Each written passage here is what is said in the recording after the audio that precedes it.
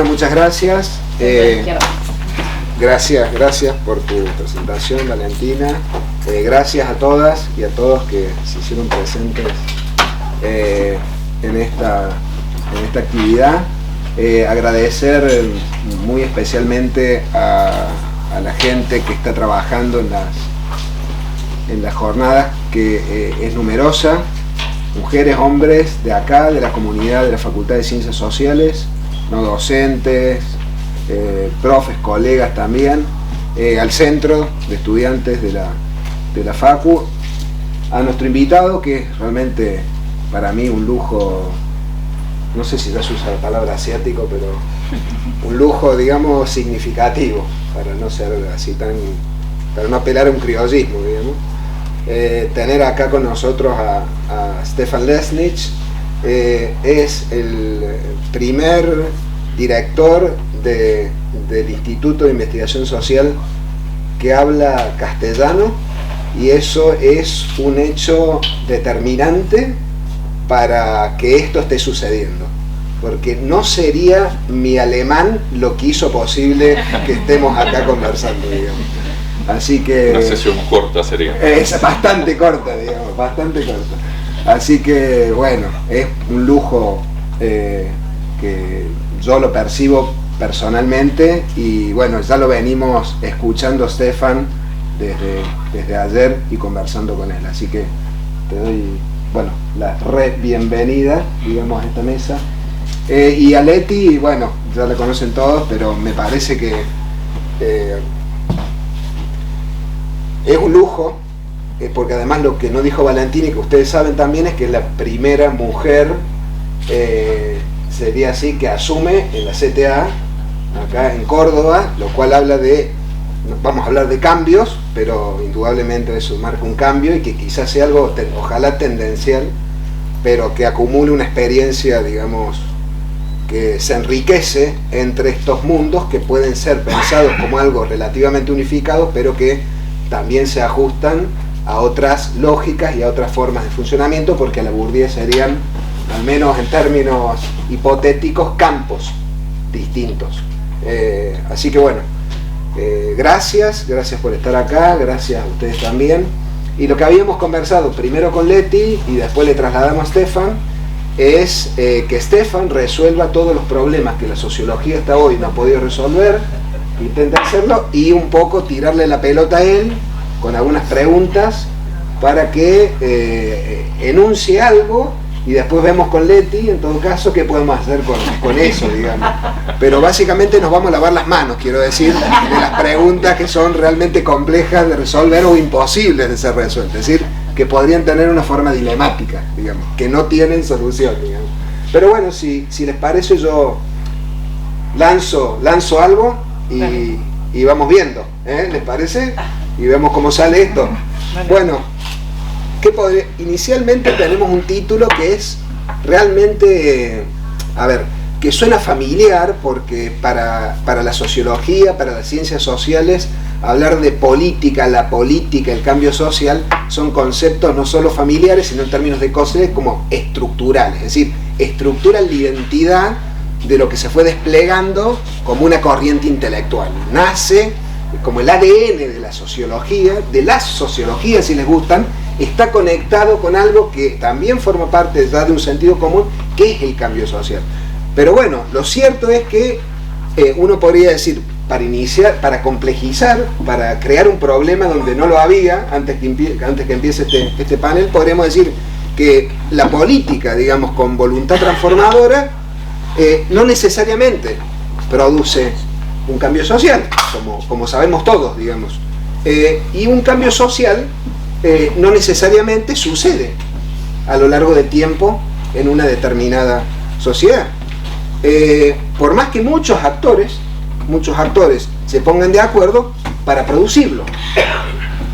Y luego la sociología no necesariamente se ocupa del problema de la política y del cambio social.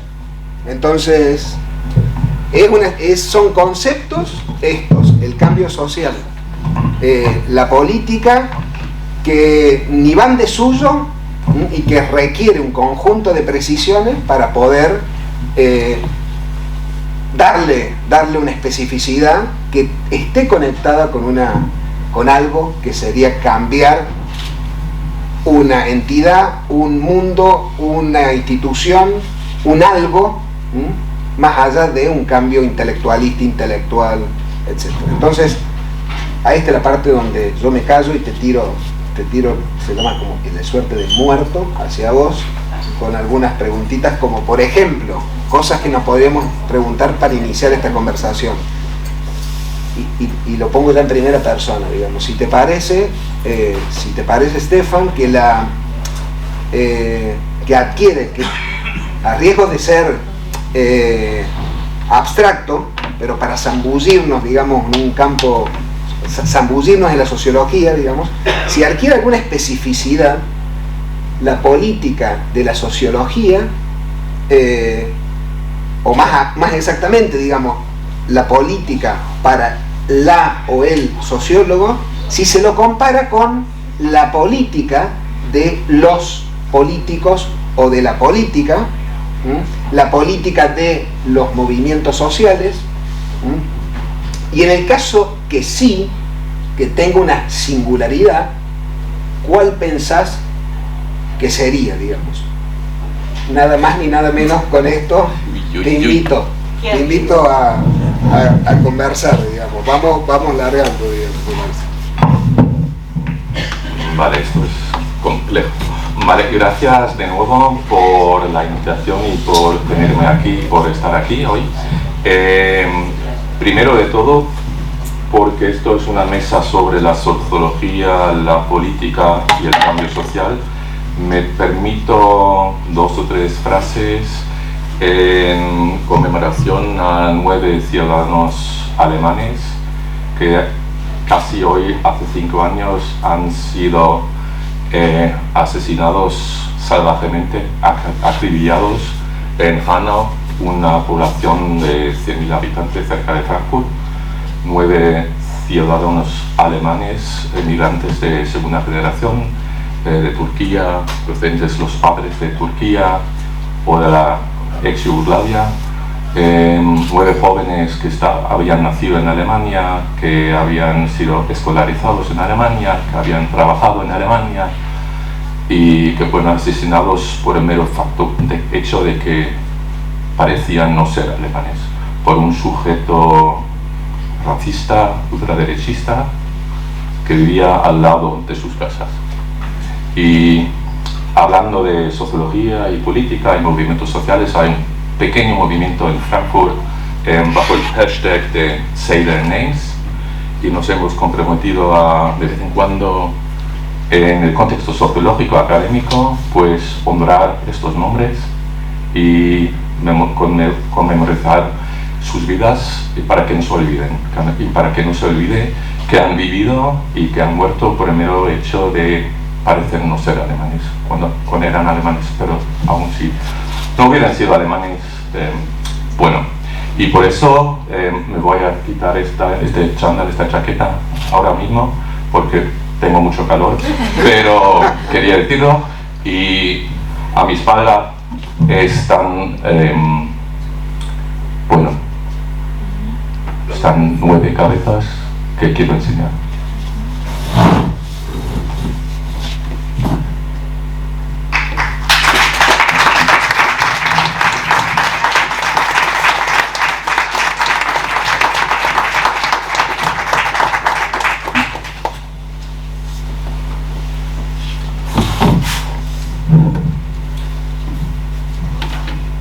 Muy bien, esto en cuanto a la neutralidad de la ciencia social, y es con lo que quería empezar también.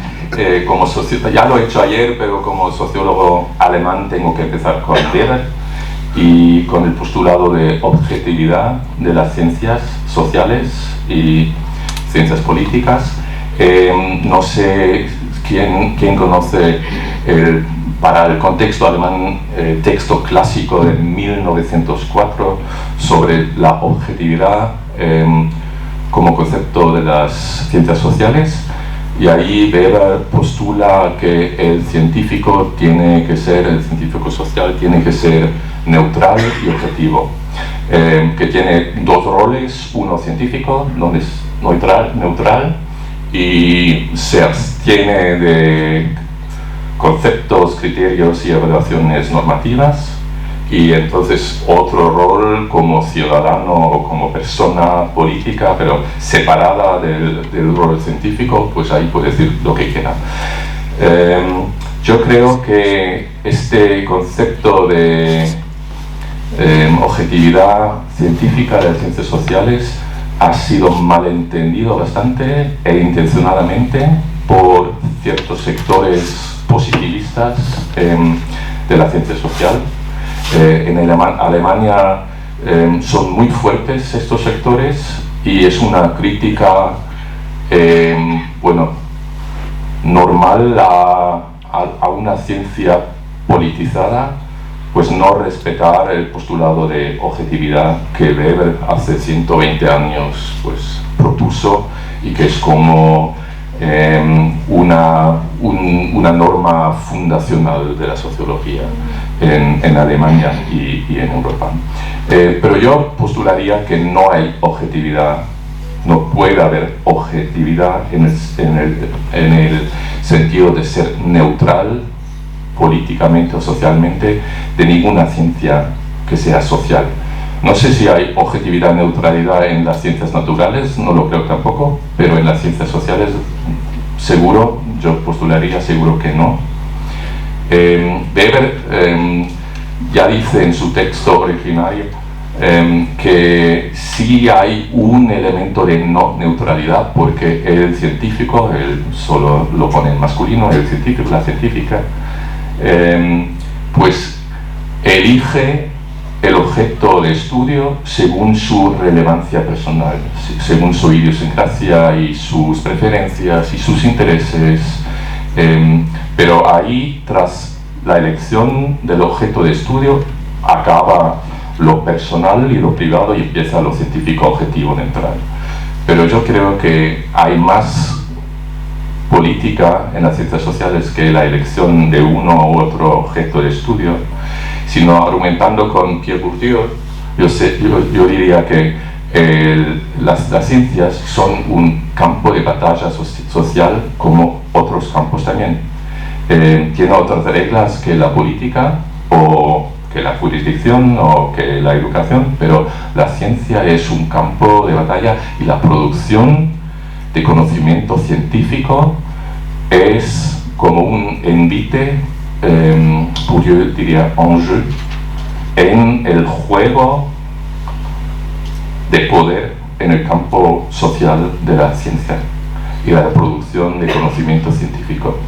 Y yo creo que cada científico, cada científica que produce conocimiento científico, pues está haciendo un acto político. Y decir que la ciencia social no es política y no debe ser política es un acto político en sí mismo. Eso es lo que yo diría. Y entonces hay una forma diferente de hacer política por medio de producción de conocimientos, pero también es política. Entonces yo diría que el campo político y el campo científico están más cerca de uno y otro que una teoría de la diferenciación lumaniana o sistémica pues aceptaría, porque sí hay ciertas lógicas inmanentes, inherentes a los campos sociales, pero la ciencia como campo social no solo funciona acorde a la lógica binaria de verdad o mentira, sino también funciona acorde a la lógica de ciertas formas de politización y no politización que en sí mismas son politizadas también. Bueno. Vale. Leti, después te hago un comentario si te parece.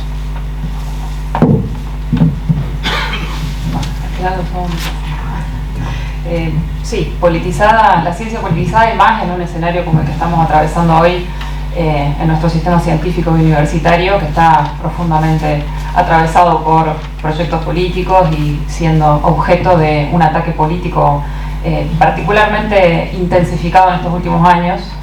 y que por lo tanto nos pone en un debate político por la propia supervivencia, ¿no?, del sistema universitario, de estas formas de producir conocimiento. Me parece que yo creo que producir conocimiento hoy es un acto político frente a otras formas de sustentar la toma de decisiones y de hacer política por otros medios que no ponen en juego conocimiento. Me parece que producir conocimiento es un acto profundamente político, y más en un sistema universitario como el que estamos construyendo desde hace décadas en América Latina, en Argentina en particular, y que está recibiendo las amenazas y los ataques no casualmente, ¿no?, sino también por la potencia política del pensamiento que se produce en estas casas de estudio. De todas maneras, quiero primero agradecer también la invitación. Mi lugar es un poco, además de que somos el cupo femenino con la Vale. Eso no es ese era el chiste. No, mi lugar es un poco anfibio, ¿no?, en esto, ya me conocen, pero transito la academia y el espacio sindical, movimentista, movimiento de mujeres, en una tensión que yo la siento siempre muy productiva. Creo que lo es, estoy convencida de esa posibilidad, de lo que eso supone para tensionar el pensamiento y la reflexión desde la experiencia, y también poder seguir pensando desde la experiencia nuevos horizontes, desafíos, críticas, ¿no? Pero no es necesariamente sencillo, no es necesariamente exitoso, ¿no? Es una potencia, así, con ese nivel de concreción que le podemos dar en la práctica concreta, y que a veces, bueno, lo que también siento es que a veces una cosa se desarrolla a costa de la otra, y bueno, estoy acá un poco en ese doble carácter y tratando de pescar a veces también algunas de las reflexiones que van a ir proponiendo, pero de pescarlas desde el lugar también de la experiencia y de los debates que hoy nos están atravesando las organizaciones, o las organizaciones por las que yo transito. Bueno, agradezco a Esteban, somos compañeros de hace muchos años en la ahora Facultad de Comunicación, y que nos hemos ido adentrando en la sociología, como muchos otros, que es un campo muy amable para quienes venimos de trayectorias distintas, diversas, y que también nos ha ofrecido el campo de la sociología una posibilidad de pensar lo social desde nuestras propias formaciones y trayectorias, ¿no? Creo que eso también es la potencia que tiene este campo, que admite y creo que se enriquece con miradas transdisciplinares, con recorridos desde distintos orígenes disciplinares. Y siguiendo el hilo de la reflexión de Stefan, con el que coincido completamente, pensaba también, y lo compartimos mucho con los estudiantes, que acá veo varios, de sociología, acerca de cómo hacer sociología hoy, ¿no? Tengo una convicción de que hacer sociología hoy y producir conocimiento sociológico es un acto político, y tratando de profundizar en esa idea, ¿no?, con la que entran los estudiantes a la carrera, de que la sociología tiene que aportar a desmantelar las certezas, a cuestionar los sentidos comunes sobre lo social, a favorecer o fortalecer la imaginación social para pensar otros futuros posibles. Y pensaba cuáles son los aportes que hoy, o en dónde podrían anclar esas disposiciones, esos horizontes, ese deseo con el que muchos estudiantes se suman a la carrera de sociología, ¿no?, con ese afán de descubrir, de poner en cuestión, de hacer una crítica, ¿no?, al orden social existente. Y desde dónde pararnos para hacer ese ejercicio, para seguir construyendo esa vocación o enriquecerla con herramientas analíticas, con teorías, etcétera, cuando el horizonte parece tan oscuro, cuando no hay, además, está tan debilitado y tan desmantelado también el espacio de la conversación social, entre quiénes, cómo. Hay, me parece, un desafío que tiene que ver con poder imaginar cómo son cómo podemos aportar desde la sociología a construir espacios de diálogo, espacios de conversación, favorecer la conversación social para poder construir, bueno, alguna idea de bien común o alguna idea de o algún espacio para la tramitación de los conflictos, para poner en común intereses hacia la construcción de un interés general, ¿no? Esos horizontes más o menos utópicos, pero necesarios para pensar la democracia también. Bueno, es más bien una pregunta o para seguir la conversación, ¿no? Seguir pensando en la sociología como una herramienta para la construcción para desmantelar las certezas, para criticar el orden existente, pero también para generar nuevas imágenes de futuro, pero que no pueden quedar en un laboratorio sociológico, ¿no? En un aula, sino que tienen que poder instalarse socialmente en una sociedad que no está encontrando los espacios comunes, las maneras de conversar, las maneras de poner en común. Bueno, tiene algo la sociología para hacer también en la construcción de esos espacios, de esas formas del diálogo, sobre de qué manera podría aportar a generar esos espacios de conversación o esas imágenes también que puedan orientar el diálogo. ¿Puedo decir una cosa? No. Sí, es un conservatorio. ¿Un conversatorio mío? Bueno, me viene a mi mente, diciendo lo de la imaginación social, uno de mis sociólogos preferidos, C. Wright Mills, con la imaginación sociológica, porque él lo operacionaliza en dos pasos, creo yo. Porque lo primero es construir la imaginación sociológica, consiste de imaginar el presente como una constelación social. Él habla de private problems as public issues. La imaginación sociológica consiste en reformular problemas supuestamente privados como problemas públicos y lo individual como colectivo. Y eso para mí es central para una sociología crítica, sea marxista o postmarxista o como se entienda. Y el segundo paso de la imaginación sociológica es imaginar otros futuros, otros modelos de organizar lo colectivo, de organizar lo público. Pero eso es para mí, está en el centro de una sociología crítica y sociología política, en el senso de politizada y de autoentenderse como parte de un conflicto social en el campo social político. Eso es central para mí, entenderse a sí mismo como una productora de imaginación sociológica y con eso imaginación social. Ya, me perdonarán por introducir el componente estructuralista a los buenos voluntarismos asociadas a la práctica sociológica concebida como política o como práctica política, que parece tener un común acuerdo en el ala provechosamente de izquierda de la mesa.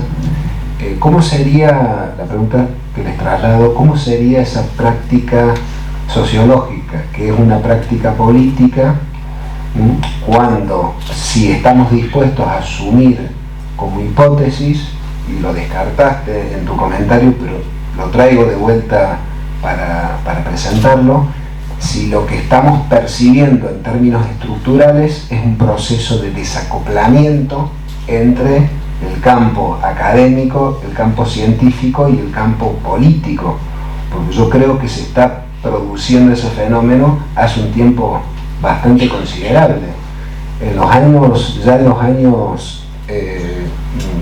en el 76, Perry Anderson, que seguramente lo conocen, posiblemente haya sido, creo, amigo de Zoran, o lo haya conocido bastante bien a Perry Anderson.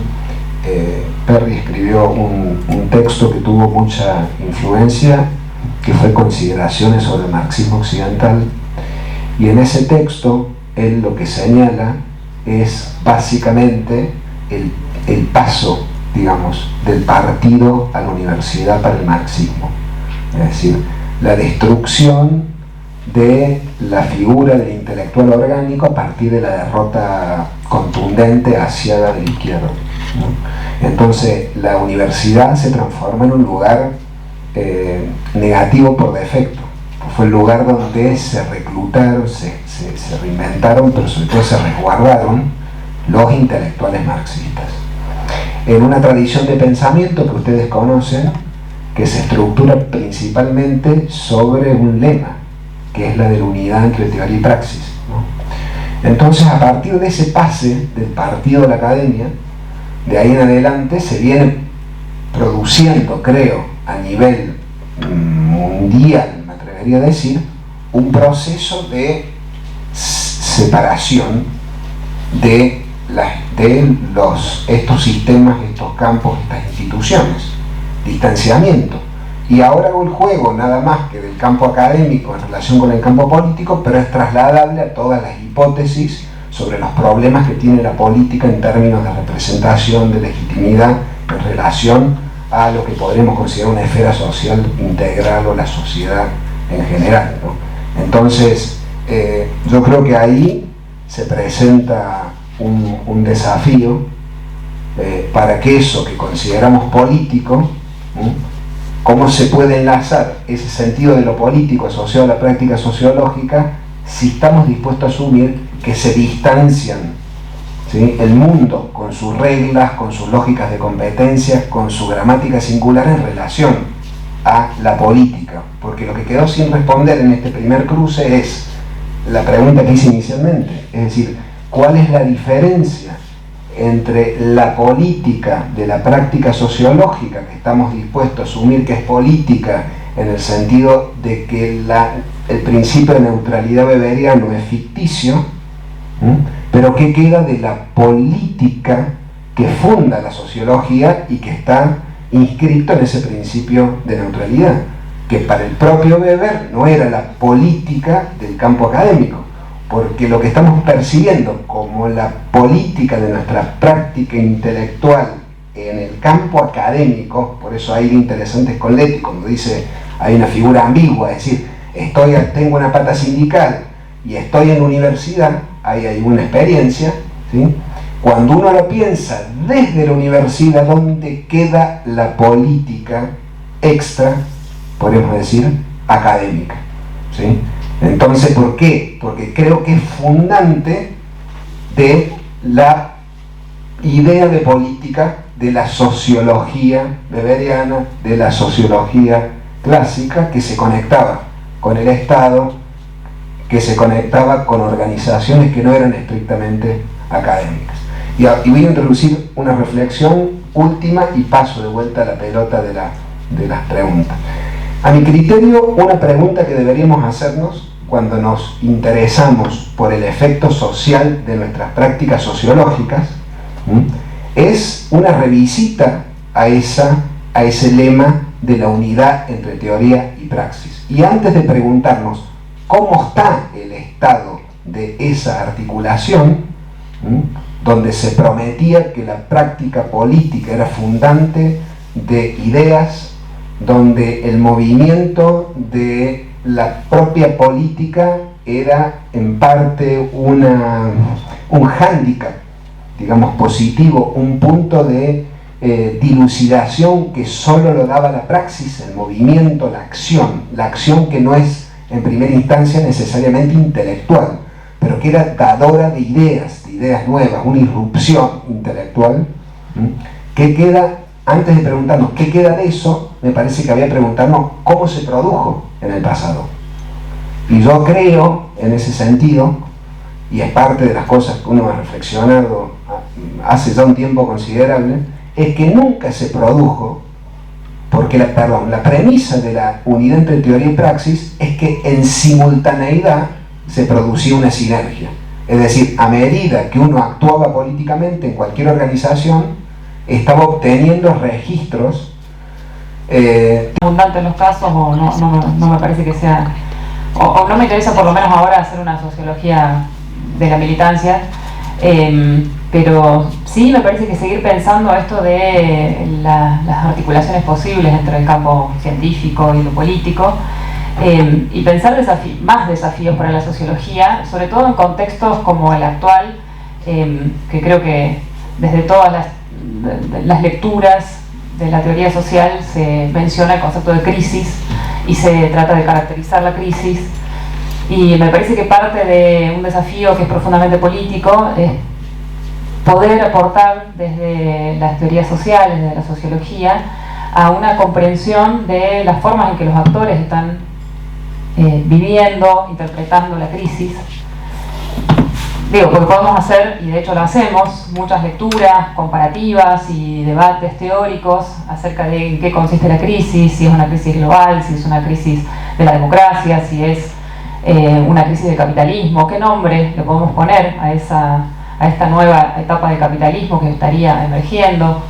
Pero me parece que hay un desafío que es profundamente político también y que deberíamos asumir más allá de nuestras militancias, que es poder poner en diálogo, generar espacios de diálogo también de diálogo de investigación científica, para poder tener una mejor comprensión de las maneras en que se va construyendo el sentido de esta crisis, quiénes son los responsables, cuáles son las posibles salidas, porque me parece que, bueno, no lo estoy, creo que todos sabemos que los momentos de crisis son tiempos de transformación de los marcos de interpretación del mundo, de posibilidades de construcción, de nuevas formas de interpretación, de nuevos sentidos y de nuevas articulaciones hegemónicas, y para avanzar en ese sentido y que la sociología pueda aportar en esa reconstrucción o en esa nueva construcción, es fundamental el diálogo que se puede establecer con los actores sociales.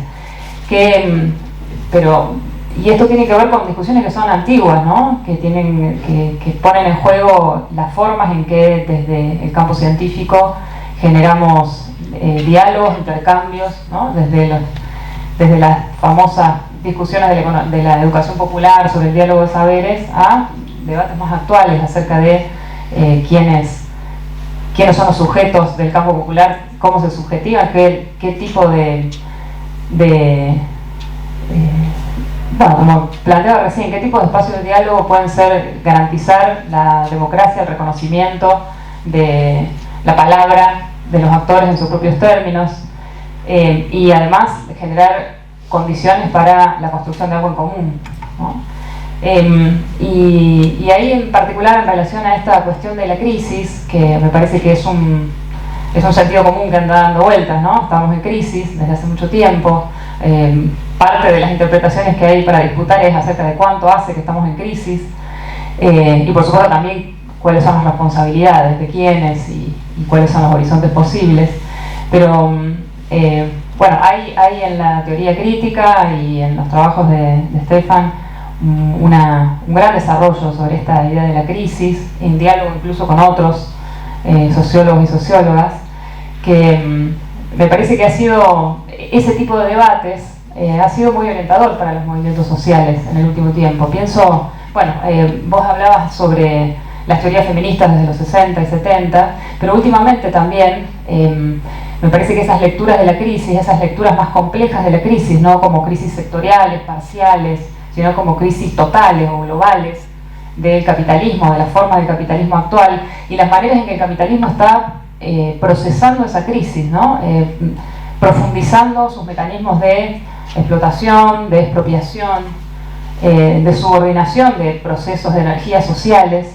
Esa lectura es una lectura muy potente que me parece que está generando nuevas claves de interpretación para actores colectivos, en particular para los feminismos, pero también para otros, para las organizaciones que luchan por el ambiente, ¿no? Que muchas de ellas siguen permaneciendo en un lugar quizá un poco marginal de la discusión política más global, y que encuentran en estas perspectivas, como la de la sociedad de la externalización o el capitalismo caníbal de Nancy Fraser, una nueva perspectiva para darle un nuevo sentido a las luchas y colocarlas en una serie que para una articulación de esas luchas alrededor de un horizonte postcapitalista, no capitalista, o como querramos imaginar. En el caso de las teorías feministas, me parece que hay ahí un claro diálogo, ¿no?, entre las teorías, entre los desarrollos académicos muy complejos, muchos de ellos con debates internos realmente muy ricos, ¿no?, de las teorías de la reproducción social, el feminismo materialista francés, etcétera, varias corrientes que están con profundos debates acerca de cómo pensar esto que llamamos el ámbito de la reproducción social como una de las moradas del capital, ¿no?, que garantiza hoy las posibilidades de supervivencia de un capitalismo que parece que ya está agotado, ¿no?, que ya está dando sus últimas señales, pero sin embargo quizá en este tiempo también mucho más violento contra esas formas de la vida, de la naturaleza, de la vida, de la reproducción de la vida. Y eso está teniendo en las organizaciones, en los feminismos, en las organizaciones sindicales un impacto bastante claro, ¿no?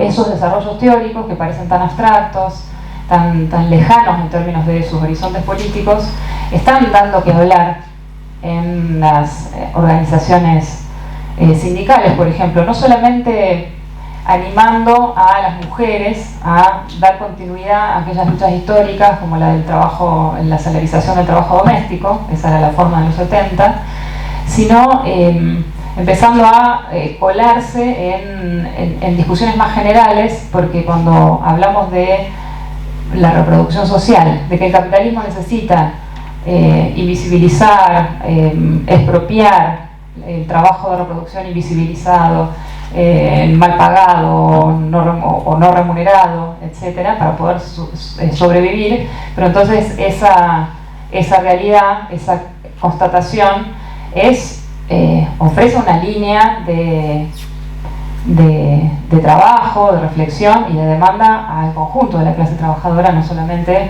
a las mujeres sindicalistas o a las mujeres trabajadoras, ¿no?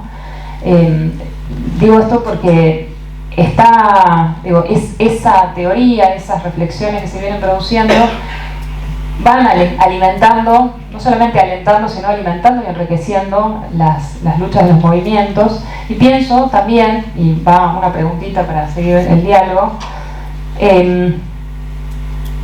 hay otro costado, además de estas formas de invisibilización y aprovechamiento del trabajo de las mujeres en la esfera de la reproducción, mayoritariamente de mujeres en la reproducción.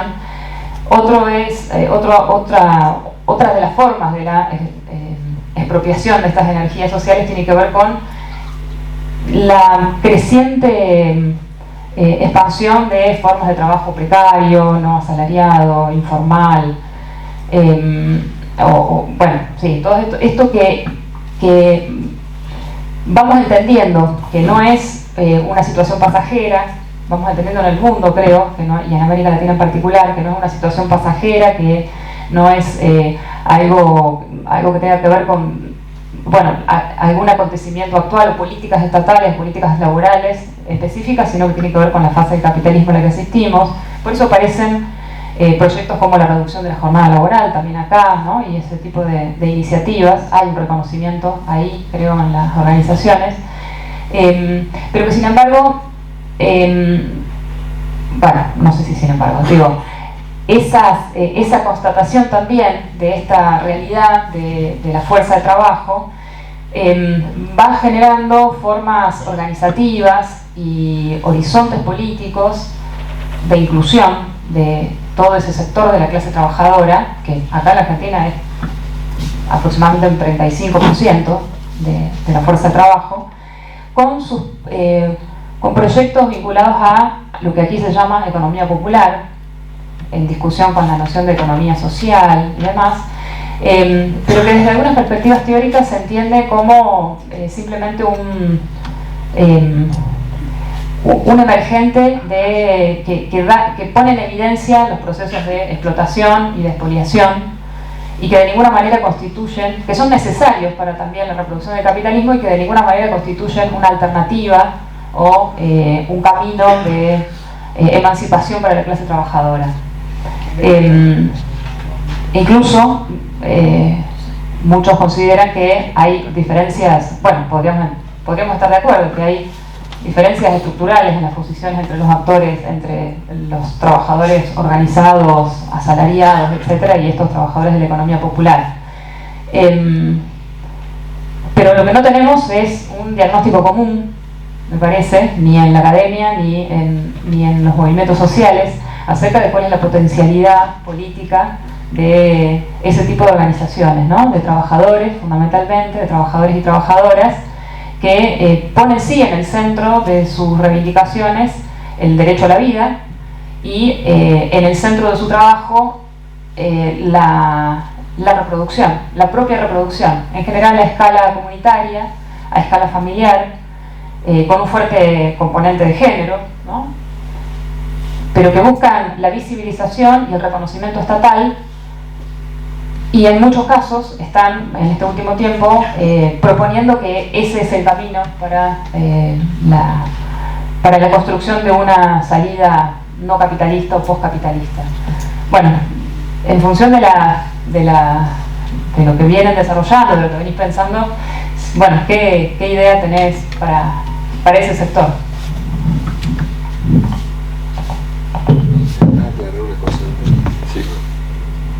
Después porque vas a desarrollar parte de tu perspectiva. Gracias Leti. Para generar un poco de discusión y después devolverle la pelota a Stefan para que le conteste esta pregunta muy elocuente y interesante que le hizo Leti. En ningún momento asumí que no es política la producción en el sentido que lo está presentando. Yo lo que estoy diciendo es que la política tiene diferenciaciones al interior de lo que entendemos por política. Es decir, en términos esquemáticos podríamos pensar que hay al menos tres políticas. Una política en la teoría o en investigación social o en investigación sociológica, una política en el campo académico, siempre pensando desde la academia y no desde un sindicato, desde la academia. Y hay una tercera política que es una política extra académica. Tiene que resolver esas tres políticas él o la socióloga. La política de su investigación, que es la que entiendo que estás argumentando vos que es política o es despolitizada en algún sentido, completamente de acuerdo, y lo que vengo a decir, hay más políticas a resolver en relación a eso. Entonces tenemos una política en la universidad, Leticia Medina, una política en la universidad que tiene una dimensión gremial, es una política, y tenemos otra política más que trasciende la universidad.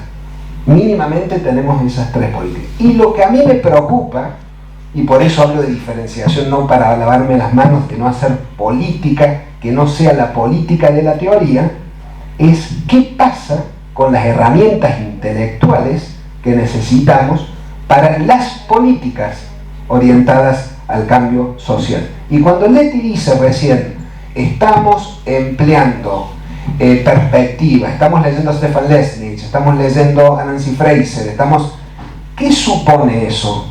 Que hay alguien que produce la teoría y después hay otro, la produce en esas condiciones. La produce posiblemente sin contacto con los sindicatos.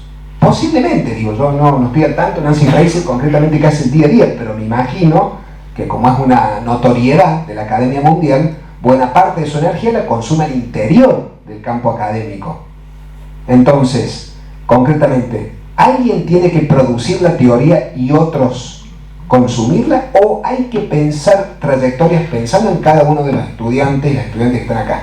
¿Qué hacer? La pregunta en ¿qué hacer ustedes? ¿Cómo resolver esa tensión entre la producción de ideas, ¿sí?, y la producción y la actuación y las políticas? Porque, a ver, si revisamos también la propia tradición marxista, cómo ingresa en esa promesa fallida de las corrientes emancipatorias, por ejemplo, Althusser en Elementos de Autocrítica un libro que se escribió en los 70, ya decía, de una forma provocadora, que de verdad Engels hacía una cosa y Marx otra. No hacían lo mismo los dos. Uno le tiraba la información industrial de cómo funcionaba y otro la procesaba. No era Marx el que se encargaba de aproximarse a la fábrica. Ese es el argumento de Althusser en ese libro. Hay una división del trabajo intelectual operando al interior de la fórmula, ¿sí? de la fórmula militante de la unidad entre teoría y praxis. Entonces, cuando yo digo que es diferida, estoy diciendo que es diferida en la misma trayectoria. No es que, pero a su vez se suma ese otro condimento. Y lo que me parece muy interesante de las intervenciones de Leti es realmente, para tener un diagnóstico, ¿nos alcanza con estar produciendo en la universidad y haciendo teoría? Porque hay algo que no funcionó, definitivamente, y es la promesa reformista de cambio de la sociología moderna. La idea de que uno produce una teoría crítica y eso es de alguna manera apropiado, ¿sí? O lo hace en diálogo con los hacedores de la política, de las políticas públicas, y eso genera una política de orden superior. Eso no funcionó nunca hasta hoy en términos claramente virtuosos. Y yo creo que, volviendo de vuelta a Leti, me tomo esta licencia de género, yo creo que el movimiento feminista está poniendo en crisis la idea de la potencia de la teoría sistemática, es decir, de la teoría de la sociedad. ¿Por qué? Porque llevan adelante una práctica que es política movimentista y la potencia la encuentran justamente en que no están radicadas exclusivamente en el sistema académico.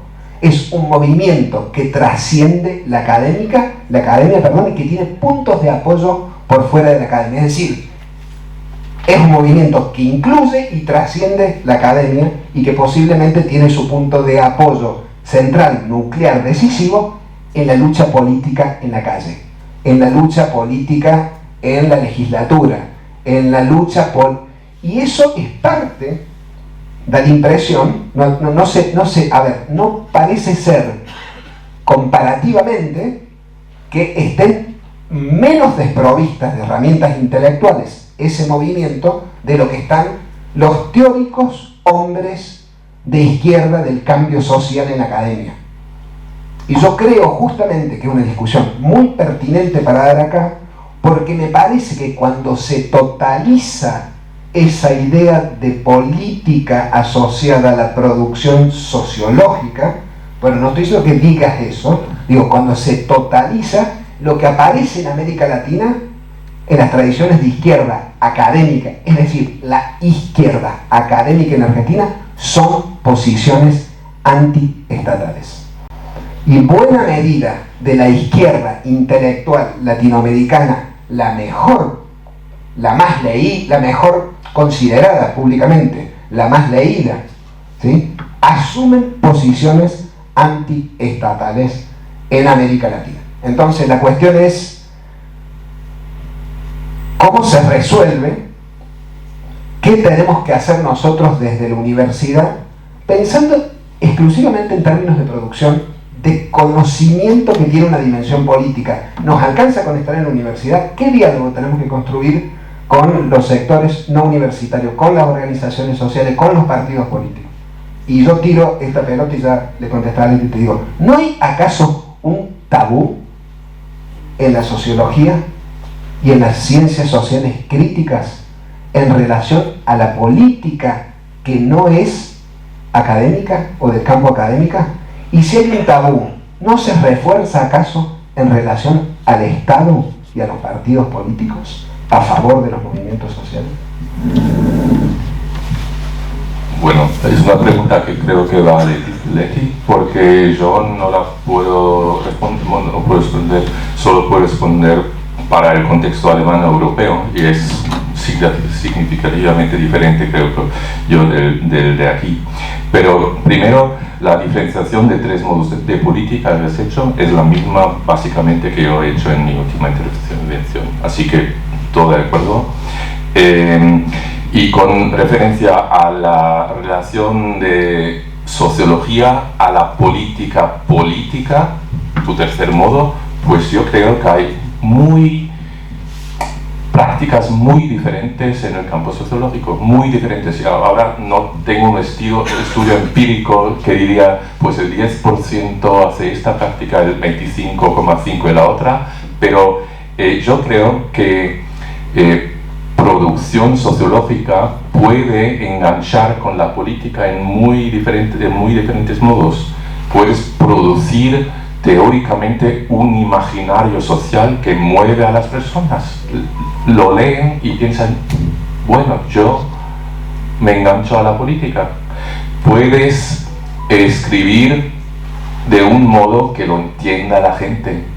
Es un modo de ciencia social pública, pues usar una semántica, un vocabulario que la gente que no ha estudiado sociología y que posiblemente piensa, no, sociología, A, no sé lo que es, B, no me interesa, C, no va para mí, eso no es nada que a mí me resulte vital en mi existencia cotidiana. Pues si escribes de un modo que la gente lo entienda, pues la imaginación sociológica se le viene no solo al sociólogo o la socióloga, sino a gente ordinaria. Y luego, en Alemania, por ejemplo, sí hay sociólogos o politólogos que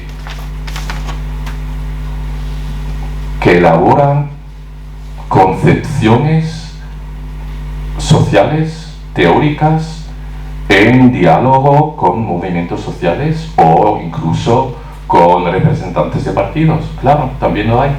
No, es un tabú, pero el tabú es un mito, porque los positivistas todo el tiempo pues tienen diálogo con la política y escriben estudios con números y entonces con una sección final que se puede hacer, y entonces la política institucional dice, no me interesa, o sí, me interesa, pero lo hace todo el tiempo para la política institucionalizada estatal. Y luego en Alemania hay dos politólogos, Ulrich Brandt, Markus Wissen, que en principio paralelamente a la sociedad de externalización han escrito un libro sobre el modo de vivir imperial, y eso como concepto, el modo de vivir imperial es parte de una semántica y de un discurso público, y eso para mí es sociología, ciencia social pública. Y hay diferentes modos de engancharse con la política y nunca sabes si lo que haces en modo de ambición política también resulta en algo, o si alguien comunica contigo o no. Eso es contingente, pero yo creo que hay muy diferentes modos de politizar, y uno es, y no uno privilegiado para mí, estar en contacto directo con actores sociales. Puede haber otros modos de producir teoría política que puede ser más exitosa que eso. Y dos puntos sobre la situación alemana. Primero, la razón para mí más importante para la despolitización del sector académico es su precariedad. El personal científico de universidades alemanas, entre el 85 y 90% trabajan precariamente, con contratos de 6 meses, 1 año, si son privilegiados tienen 3 años, y nunca saben si tras los 3 años va a continuar, porque es la cuestión de hay dinero para un proyecto, quién tiene una posibilidad de de financiarme para los 6 meses hasta que empieza el próximo proyecto. El campo académico es uno de los más precarizados del mercado de trabajo alemán. Y en esas condiciones, bueno, politizarse, lo más probable es que te politizas en el sentido de sindicalizarte académicamente, pero para eso hay grandes limitaciones y clásicamente el sector universitario alemán no está sindicalizado está sindicalizado al 5% o algo así. Así que si no quieres esa precariedad en Alemania, pues sales, dejas el campo académico y entras en otros segmentos del mercado de trabajo. Y la despolitización intelectual es para mí resultado de esa precariedad laboral y material. Y el segundo punto, eso es historia académica alemana. Lo interesante es que la izquierda académica alemana siempre se negó a hacer trabajo gremial. Con la expansión del sistema de educación y académico en Alemania en los años 60 y 70, la sociología creció muchísimo y a finales de los 60, principios del 70, una generación de sociólogos entró en la academia y los profesorados en Alemania crecieron por 500% y cada año más profesores, 9 de 10 hombres. Pero ninguno de ellos hizo trabajo institucional para tener seguro que habría una sucesión generacional luego de académicos de izquierda. Pues no les interesó. Narcisistas como eran, pues pensaban que el mundo, si yo estoy aquí en la academia, es lo mejor que puede pasar, y lo que pase cuando yo salga de la academia no me importa, no habrá cabeza mayor que la mía. Y entonces en los años 70 y 80 hubo una fuerza académica intelectual de izquierdas sustancial,